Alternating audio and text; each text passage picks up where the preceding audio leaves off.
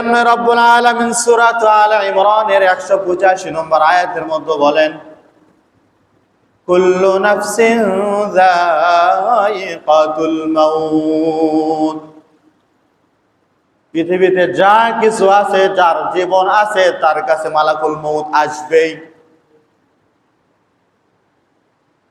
তার মানে হলো আল্লাহর আকাশের নিচে জমিনের উপরে নবীজি ছিলেন কিনা, মালাকুল মউত আসছে কিনা, আল্লাহর নিকটতম বান্দাদেরকে আল্লাহ পাক দুনিয়াতে পাঠিয়েছেন, তাদের কাছেও আল্লাহ পাক রব্বুল আলামিন মালাকুল মউত পাঠিয়েছেন, আমাদের কাছেও আসবে।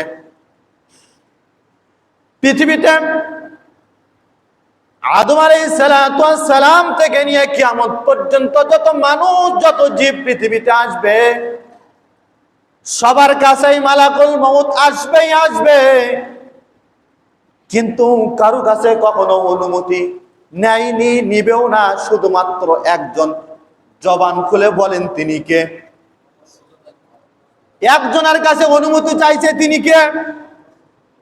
মুহাম্মদ সাল্লাল্লাহু আলাইহি ওয়াসাল্লাম। সারা পৃথিবীতে যত মানুষের ইন্তেকাল হয়ে গেছে, কারো কাছে কখনো অনুমতি চায়নি, চাওয়ার প্রয়োজনও নাই। কিন্তু মুহাম্মদ সাল্লাল্লাহু আলাইহি ওয়াসাল্লামের কাছে যেদিন মালাকুল মউত কে আল্লাহ পাক পাঠাইছেন, পাঠানোর আগে বলে দিয়েছেন, যদি আমার হাবিব অনুমতি দেয় তাহলে জান কবজ কইরো, নবী যদি অনুমতি না দেয় ফিরে চলে আস।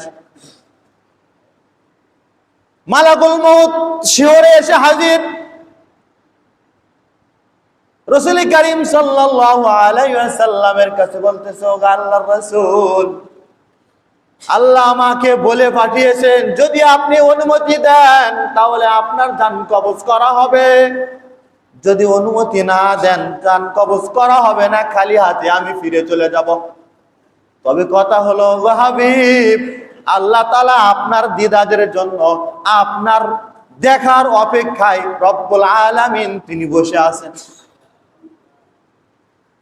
যে কথাটা আপনাকে আমি বুঝাইতে যাচ্ছি সেটা হলো, এক নবী সারা পৃথিবীতে কিয়ামত পর্যন্ত আজরাইল আলাইহিস সালাতু ওয়াস সালাম কারো কাছে অনুমতি চাইবেন না। আমার কাছে চাইবে না, প্রধানমন্ত্রীর কাছে চাইবে? হ্যাঁ, ক্ষমতাশীল তো ভালোই ছিল। চোখের ইশারায়, আঙ্গুলের ইশারায় কত লক্ষ মানুষকে জেলখানায় বন্দী করে রাখছে, কত শত মানুষকে হত্যা করা হয়েছে মাত্র আঙ্গুলের একটা ইশারায়। তার মানে ক্ষমতা তো কম না। আজরাইল তার কাছে এসে অনুমতি চাইবে? চাইবে।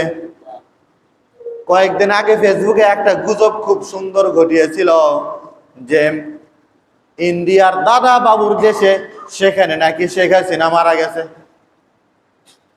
গুজব কিছুটাও ছড়িয়েছিল।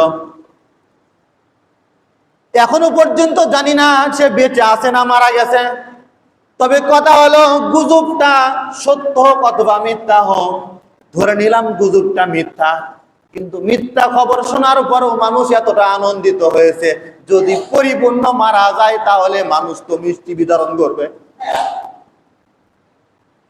যখন যেদিন পালিয়েছে সেই দিনও অসংখ্য মানুষ মিষ্টি বিতরণ করেছে। করেছে কি না, এটা কেন করেছে? হ্যাঁ, সে কি ভালো ছিল এই জন্য, নাকি জালেমের জুলুমের হাত থেকে বাঁচার পরে মানুষ আনন্দে এতটাই খুশি হয়েছে যে মিষ্টি বিতরণ করেছে?